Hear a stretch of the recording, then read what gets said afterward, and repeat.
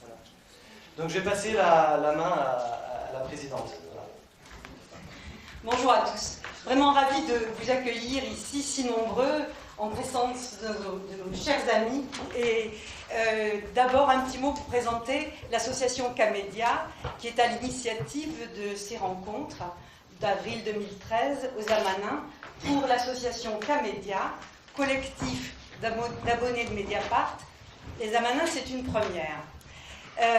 Ce collectif s'est créé il y a 3 ans dans l'entraînement créé par l'invention du journal Mediapart, journal que vous connaissez tous sans doute, auquel vous n'êtes peut-être pas encore abonné, mais ça ne saurait tarder, je crois.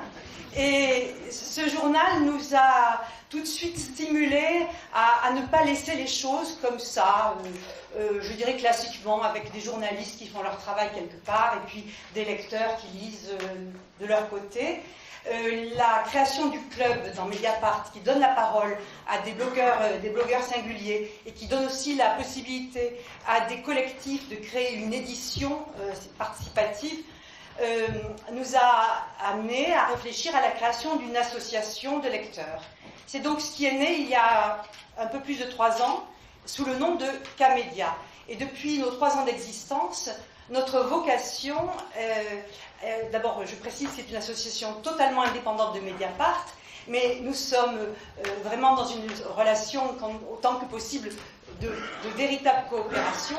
Notre vocation, c'est un peu quelque chose qui pourrait s'appeler de l'éducation populaire, c'est-à-dire de créer des moments, des lieux, des temps de rencontre pour réfléchir et pour agir collectivement, pour ouvrir des portes qui résistent à s'ouvrir, pour faire passer des pensées qui frétillent un peu à la porte, mais à qui on n'ouvre pas assez grand les portes.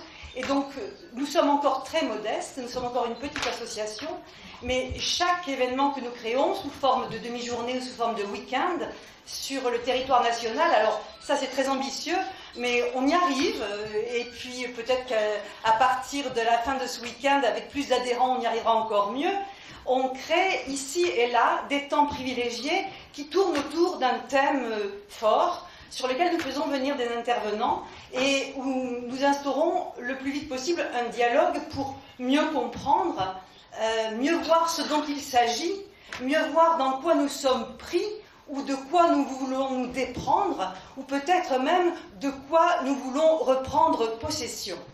Donc ce week-end-là, il est tout à fait dans cette ligne, puisqu'il s'agit de vivre et d'éduquer autrement. Et quand on dit vivre, c'est agir, c'est poser des actes, mais c'est bien sûr aussi fabriquer de la pensée. Donc c'est tout ce travail d'invention que nous essayons ensemble de tisser, avec chaque fois la venue bienveillante ou des Louis Plenel ou d'autres journalistes de Mediapart, mais nous avons aussi d'autres intervenants qui viennent enrichir les débats. À un autre moment, plus tard, on vous présentera d'autres actions à venir de l'association Camédia. Pour maintenant, je me tais et je passe la parole à ma camarade Nadine, qui a été la petite main ouvrière avec Chantal, quelque part, de ce week-end aux Amanins. Je vous souhaite un très bon après-midi, à tout à l'heure.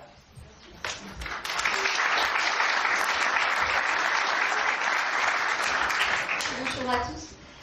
Alors pourquoi l'idée de créer cette rencontre aux Amanins? D'abord parce que c'est une ferme agroécologique et tout à l'heure Olivier nous en parlera largement. Voilà, un lieu différent, un lieu d'expérience, une sorte de laboratoire social. Voilà. Pourquoi avoir eu l'idée de rassembler Pierre Rabhi et Louis Plenel lors de cette rencontre? Parce qu'ils ont pas mal de points en commun. D'abord, sont tous les deux des pionniers, chacun dans leur domaine. Pierre Rabhi dans le domaine de l'agroécologie et Louis Plenel dans le domaine des médias. Tous les deux des défricheurs dans un monde de plus en plus brutal, dans un monde de plus en plus compliqué, de plus en plus clivé. Des défricheurs qui nous proposent autre chose comme horizon que l'indifférence ou l'impuissance que nous proposent très souvent nos politiques.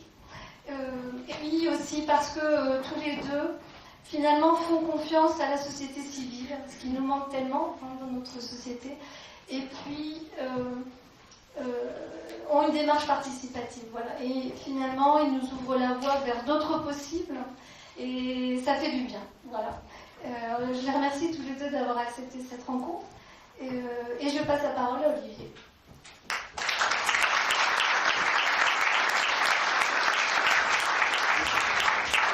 Alors, sous le pavé numérique, la Terre. C'est comme ça que ça se nommait cet après-midi. Ce que vous a pas dit Nadine, en fait, c'est qu'elle est venue en séjour ici aux Amarins, qu'elle a fait la fête pendant 4-5 jours aux Amarins. Voilà, donc en fait, elle avait envie de revenir, c'est pour ça c'est ça qui l'a motivée au fond. Si, Nadine. Pour vous dire, en fait, pour les Amarins, c'est quelque chose d'assez exceptionnel que de recevoir une personnalité, on va dire, du monde du journalisme. Non, c'est une réalité. C'est-à-dire qu'ici, il y a pas mal de conférences pour ceux qui nous suivent. Des conférences qui sont souvent axées sur, on va dire, les 3 axes fondateurs des Amarins, qui sont l'agroécologie ou le changement humain, qui est porté par Pierre, dans les valeurs, dans l'esprit, dans l'intention. Des conférences plus autour de l'entrepreneuriat, qui sont un des piliers des Amarins à travers l'un des fondateurs, qui était Michel Valentin, donc, qui est décédé l'année dernière, et un axe autour d'éducation, donc sur Isabelle Peloux, en fait, qui est donc une des cofondatrices des Amarins et qui est la directrice de l'école des Amarins. Donc voilà, c'est vrai qu'en général, on tourne autour de ces 3 sujets, et puis là, on brasse, avec une grosse fête qui a lieu en juin, où là, on essaie de réunir plutôt autour de la réflexion sur le changement de société. Et c'est vrai qu'en fait, quand il y a eu la proposition de K-Média de venir ici aux Amarins, au début, on n'a pas tout de suite compris ce qu'ils voulaient. Ils venaient de Paris, tout ça. Sous le pavé numérique, la Terre, waouh, grosse interrogation. Et en fait, très rapidement, on s'est rendu compte que ce qui était chouette, c'est qu'il y avait une volonté de partenariat, c'est-à-dire pas juste en fait d'être accueilli aux Amarins parce qu'il y a un lieu, qu'il y a une forme de cohérence, mais aussi parce qu'il y avait un sens dans une recherche. Je pense qu'en fait, de ce qu'a expliqué Nadine, c'est assez réel. On parle ici beaucoup de la société civile à travers le mouvement Colibri, comment chaque citoyen peut être acteur du changement. Et puis en fait, quand on a commencé à travailler avec K-Média, on s'est rendu compte que c'est la même dynamique, sauf que c'est au niveau du numérique, au niveau de l'information. Et si aux Amarins, on va être plus peut-être autour d'en créer quelque chose, de créer des projets, de faire sortir des choses de terre. Voilà, donc en fait, les 2 choses sont reliées, et c'était assez intéressant. Donc c'était un peu l'urbain qui rencontrait le rural sans faire trop schématique et trop préjugé. Voilà, il y avait quelque chose qui se passait là-dedans, et puis il y a un autre point qui est intéressant, c'est que très rapidement, en fait, tout ça, ça s'est créé avant l'actualité actuelle, c'est-à-dire le gros buzz là, qui est en train d'arriver. Et en fait, si vous voulez, ce qui est marrant, c'est que ça correspond à 2 moments, ce buzz, le Mediapart, voilà, et en fait, une actualité de Pierre, en fait, qui est très montante, je ne sais pas si vous êtes au courant, un film qui est sorti le 27 mars, qui fait, peut-être vous ne le savez pas, mais qui fait beaucoup d'entrées, c'est-à-dire qu'il y a beaucoup de petits cinémas locaux en fait, qui le programment sur plusieurs jours, voilà, avec une intention citoyenne, des citoyens qui viennent présenter ce qui se passe, un gros mouvement, et du coup une présence aussi de Pierre dans les médias qui est de plus en plus forte, Le Monde, l'Express, Libération, Mediapart, voilà, les gens passent, la télé, tout ça. Donc en fait d'un coup, c'est venu se rejoindre ici aux Amarins. Et ce qui est marrant, c'était que vraiment c'est l'actualité nationale qui venait se poser ici dans la Drôme et ici aux Amarins. Voilà une réflexion de se dire, chemin faisant, il y a peut-être un moment donné, ça devait se rencontrer et ça se fait là. Donc pour nous les Amarins, c'est un vrai honneur en fait que d'accueillir cet événement. Nous, c'est vrai que de plus en plus, là, on en reparlera pour ceux qui resteront un peu plus tard de ce qui se passe aux Amarins, de la vie des Amarins, mais qui peut être en fait déconnecté de Pierre Rabhi, de l'idée de Pierre Rabhi, des messages de Pierre Rabhi, mais aussi du mouvement des Colibris qui est sur Paris, qui est vraiment un mouvement citoyen. Voilà, donc il y a une vraie énergie en fait qui se pose là, qui est super intéressante. C'est chouette que vous soyez venus aussi nombreux, et on espère que vous allez réussir à passer une belle journée et que nous on va tenir à la technique. Voilà. Donc ça c'est vraiment un gros challenge. Voilà, donc je voulais simplement vous expliquer comment va se passer cet après-midi avant de donner la parole à Pierre et à Edoui. Voilà, donc après que j'ai parlé, on va tranquillement partir sur le thème de cette journée. Donc thème qui peut vraiment aller plus loin, parce qu'à la base, comme je vous l'ai dit, c'était sous le pavé numérique la Terre. Mais c'est vrai qu'avec l'actualité, on peut parler de la politique avec un grand P, de la démocratie participative, du rôle aussi du numérique dans les médias, du rôle du numérique dans la relation à la Terre, de la nature dans le numérique, enfin, voilà. De tous ces sujets-là. Donc en fait, il y a quelque chose qui est beaucoup plus vaste, hein, qui va pouvoir se travailler aujourd'hui. Donc on va donner la parole à Edoui et à Pierre une vingtaine de minutes pour qu'ils puissent poser eux aussi leur vision sur tout ça. Après, simplement, on va en venir aux questions du public, enfin, voilà, de vous, que vous soyez acteurs de tout ça aussi. Donc des questions, ça tournera comme vous le souhaiterez. Après, on fera une petite pause, on reviendra sur les questions. Et ce qui avait été proposé par la suite, c'est qu'on puisse aller découvrir un peu plus peut-être ce que sont les Amanins. Voilà, donc ensuite de tous ces débats, peut-être que vous ayez une présentation. Il y a certaines personnes que je reconnais ici qui sont déjà venues, qui viennent régulièrement aux Amanins, d'autres peut-être pas. Voilà, c'est peut-être une première. Donc simplement pour savoir où vous êtes, important quand même de savoir où on est tombé, quoi. Et puis par la suite, en fait, il y a une maman d'élève qui rigole. Voilà, donc après l'idée c'était aussi, un propos de Camédia, c'est de parler en fait de la transition énergétique et des notions de gaz du gaz de schiste et de ce qui se passe en Drôme-Ardèche, hein, avec un gros événement qui a eu lieu là, il y a, je crois, à peu près 10 jours, qui a réuni près de 3000 personnes en Ardèche sur le problème du gaz de schiste. Voilà, on va essayer de dérouler comme ça tranquillement sur l'après-midi. Ça va? Super. Alors. Si tu permets, Olivier, il faut quand même faire... il y a un préambule quand même qui est absolument, pour moi, en tout cas indispensable dans mon intime. C'est dans tous les coins, je me dis, tiens, il y a Michel Valentin qui va surgir de quelque part. Voilà, Michel a été, si vous voulez, sans lui, nous ne serions pas là. Comment s'est passé, si vous voulez, l'historique un petit peu de cette chose? C'est qu'un jour, un ami médecin me dit, il y a un entrepreneur de la Drôme qui cherche à te rencontrer. Bon.